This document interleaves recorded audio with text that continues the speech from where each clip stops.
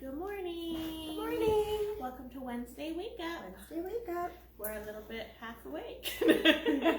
We had a really busy, fun day yesterday with the family and homeschool group. We did. But we're a little tired. We both woke up a little late this morning. If you're from Yuma and you haven't been to Castle Joe Mine, which I realize a lot of people from Yuma don't even know what that is. And it's only an hour from here. We suggest going because it was fun. I'm tired. Yeah, it was funny. The guy who checked us in was like, just watch, like really making sure we watch our kids, and like he said, just like you have to be ready because you're gonna get weary before they do, or something like that. And I was like, he doesn't know us. Like, I don't know what he's talking about, but oh my gosh, like they could have gone, I feel like they still could have played for hours even, and we stayed a long time. I think it was also tired because it was 85 in February yesterday, so that was adding Did it get to that high? Yeah, it was sweaty.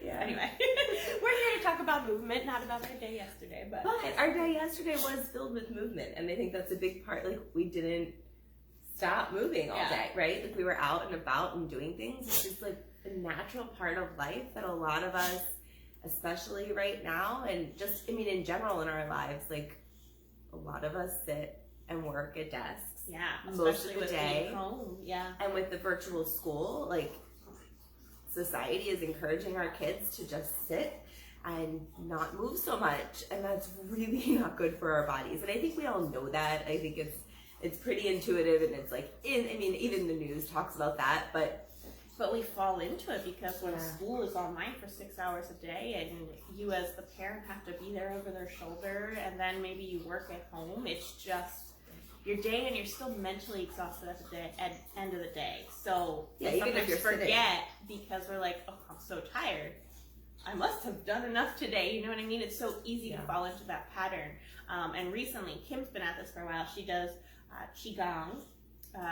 And she's always like, whenever we go to the park, she's that person in the field doing some movement. But it is amazing because she comes back with like this new energy. But it's kind of new to me. I always go with my kids, but this week Kim brought up talking about movement, and I've started doing yoga, which I did a while ago, and then I got out of that and got so busy with kids and work. And she's reminded me over and over again through her actions, not her words, how important it is. And so this week I revisited and I started very basic yoga. There's a wonderful free woman that I'm following on YouTube that did a 30-day like yoga challenge, and it gets harder and harder, and it's been I'm sore, but it feels really good. Awesome. Yeah, it's interesting. Like, a lot of people are scared of like being sore, I don't know, like stretching outside of your comfort zone, literally. And first, like, you don't have to that much. Like, you can really move in an incremental way where you feel like a little stretch, but if you're embracing it as like I don't know, like, actually what I wrote first was that, like, as a kid, of course, we moved, like, we all just do that naturally. But then for me, like, pretty early on, I was like influenced, the word I wanted to use, influenced by diet culture. Like, from a young age, I was overweight and I was like on a diet, and like exercise became a chore. And then I went to school, and just like all of my issues with school, like, school made movement, exercise, a job and a task and something that I dreaded, and we had to like compete against my friends, and if I couldn't run as fast as the other kids, then I got made fun of, I got teased, and so then why would I ever want to participate in that game that I couldn't be good at? I got picked last. Like, so why would I didn't even know like that you could just like volunteer to play softball. Like, that was never an option for me. I never even knew. I was like in the circles of like knowing how that even happens. Yeah. Because that just kind of happens with parents, and kids say, I want to play, but I didn't want to play because I wasn't good at it. I thought I was bad and I wasn't good enough. So I missed out on a whole part of life. Like, I never did any kind of sport. Never even knew how to do any kind of sport. Yeah, because I'm sure they made an announcement, but like, you either feel like when they say diet and exercise, it's like you have to go full force. You have to be that star athlete. You have to be in that, when you were kids, that in sporty crowd. Yeah, that's like, it's really intense. And so I just like didn't ever move. mean, even, and then I was in Weight Watchers, and like, you have to do like 30 minutes of this, or like, it's like something you check off on a list. And like I didn't even realize until we're just saying that, like, I'm getting all kinds of like feelings in my heart and my shoulders right now. Like, they're triggers, because that was like, who am I to move? Like, I'm supposed to, that's what I have to do in order to lose weight and to look good enough for everybody else. It's just, well, I'm veering off a little bit, but interesting, something I can but now as I watch my kids right now, me and Kim were just talking this morning, like, movement is a part of their everyday life, but being in school, sometimes it's not. It's like 15 minutes, and I know we try to get it in as parents, but sometimes it can be like, oh, let's go out for a walk so we can get exercise. But now watching my kids, we've slowly turned into a life where we're literally outside every single day, which is amazing, and they're climbing, and they're running, and they're playing tag, and they're testing their physical abilities until they want to go to sleep. And it's amazing to watch them and realize I don't have to say, okay guys, exercise time, or push, because it's their natural instinct to move. They want to. That's what's fun in life. What are we doing today? We're going to the playground to climb. We're going to the playground to run. Like, that's what they're doing anyway. Yeah, literally until they go to sleep. Like, I took them to the playground last night at 8, and I just figured, like, we had a long, whatever, it doesn't matter. But it's just a little bit more fresh air before bed would help, like, and then they're usually doing somersaults in bed until we're like, I think anybody who has kids probably experiences that, but I know you were talking about, like, the idea of playing with them. Oh yeah, I'm getting back to that, and just like when I used to go to the park with them, it was like, okay guys, you go play, mommy's gonna either catch up on work or chat with a friend, and now I usually, when we go to the playground, I don't even, my phone doesn't come out of my bag, and I act like a kid for that, like, hour or two. I mean, I don't last as long as they do. And I do some observing and watching them do their crazy skills, but I put it down, I climb up those ladders, I go down those slides 1,000 times with a pile of children on top of me, and we're just going. Sometimes I initiate the game of tag at a trampoline park, which leaves me sore for a few days, which is awesome. And I'm like, why did you do that? Well, when you initiate a game of tag with like 9-year-olds, you're gonna run your butt off, and then you see their excitement that you are being physical with them, and it's just so fun to see them like, oh my gosh, a mom is playing, and I don't care what I look like, I put my full, I'm gonna get those 9-year-olds and I'm gonna climb up that ramp. And it's really, just jumping in with the kids. You're in their world, you're moving your body physically, your kids are seeing that it's, that it's just a part of life, that we can play and we can move our bodies physically. Mom doesn't need to just be standing there watching you, and it's, it just keeps going. I feel like that has motivated the kids to even move more in their lives, because we're such a part of it. And it's modeling that, like, that's also something that I know we saw as kids mostly, is like that when you're an adult, you don't play. When you're an adult, you don't run around. You don't, like, you go to the gym to exercise, or you go for a jog by yourself to exercise. Like, movement isn't just a part of life. And I know that's not the case for everyone. There are families who move from a young age, and like, it's a family thing, but we're talking to definitely not common, because it's definitely not our life experience. So that's what we're sharing. But it is nice to sometimes, I do yoga, I try to do that in the morning before everybody's awake, because one, that's also my mind zen time with quiet in the house. But just keeping up the movement throughout the day with the kids has also been huge for energy, for my mind. Not picking, like, the movement taking the place of picking up the phone is like, can change your brain in so many ways, that you're not getting sucked into all these things, and your body's moving, the blood flow's moving, and everything's going. Yeah, like having intentionality, like that you really are doing this because it's fun versus resisting. Like, I know for a lot of time I would do it as like a teacher. Like, I would play because it was my job, but I wasn't playing because I wanted to play. And so that left room for resistance, that left room for me to like fake it till you make it kind of thing, or fake it until the time was up, versus like really getting into it. And that really makes a big difference.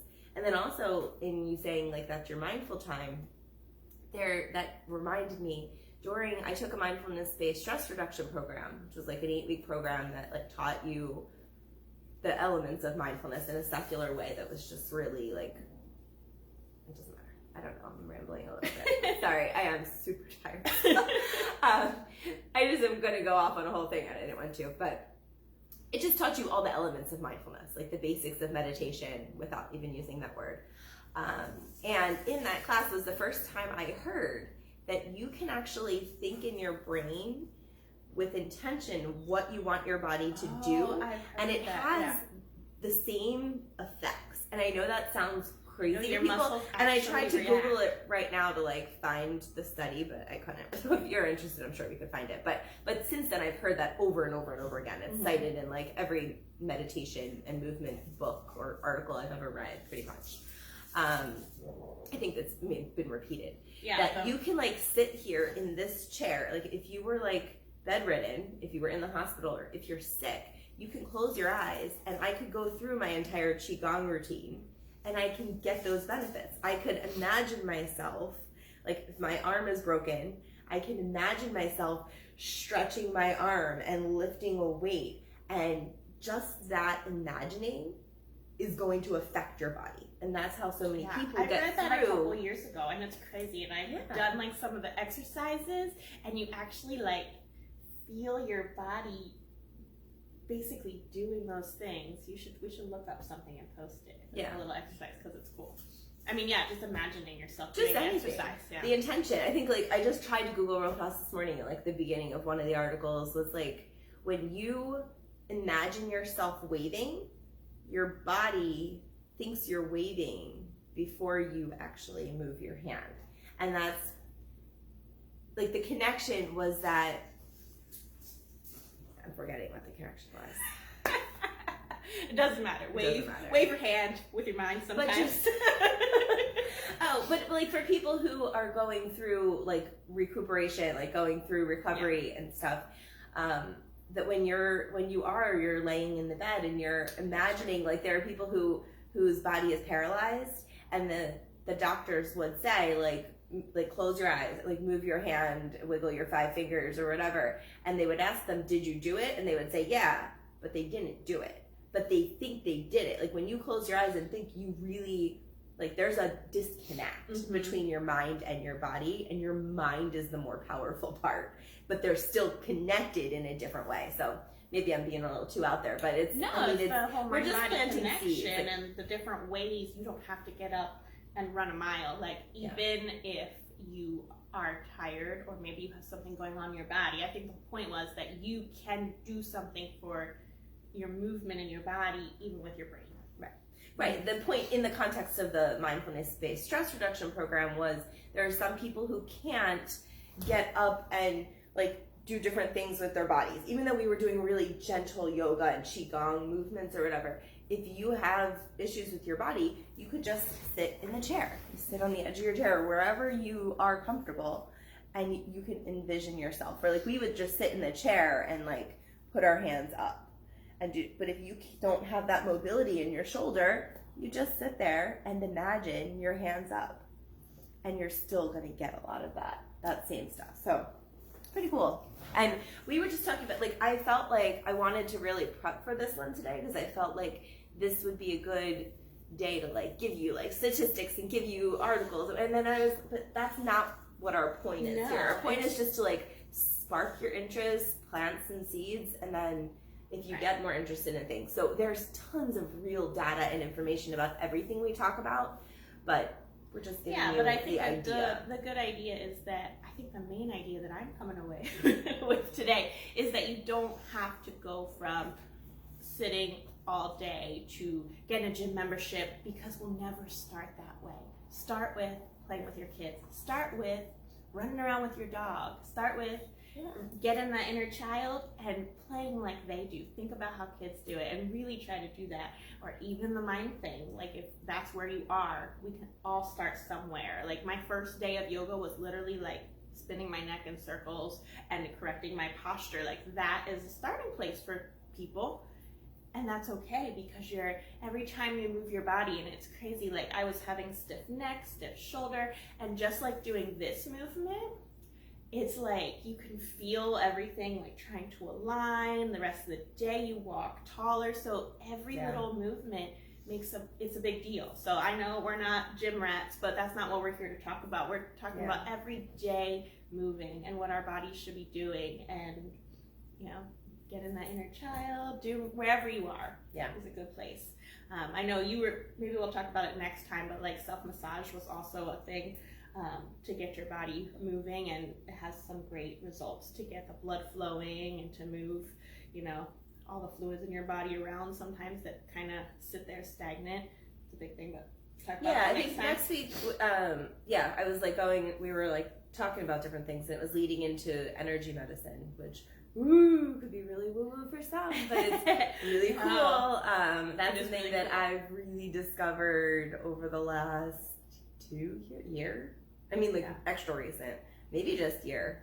I don't know. I like found a book at a library, and it has like set me on this like thing, and now we've both like discovered all kinds of things, like led me to Qigong. I mean, it's just so many different things. You're like, why didn't I have this my whole life? So tune in next lots week, of different. Because we're going to talk about it, and we'll give you some things maybe to read about it, or some YouTubers that talk about it too. So all right. move your body today. Keep on talking, I know. Just get out and I'm sure we'll come back with this. Maybe we'll like do something one day. Intentionally move your body today, and let us, if you want to let us know on our page or in the comments what you did today differently.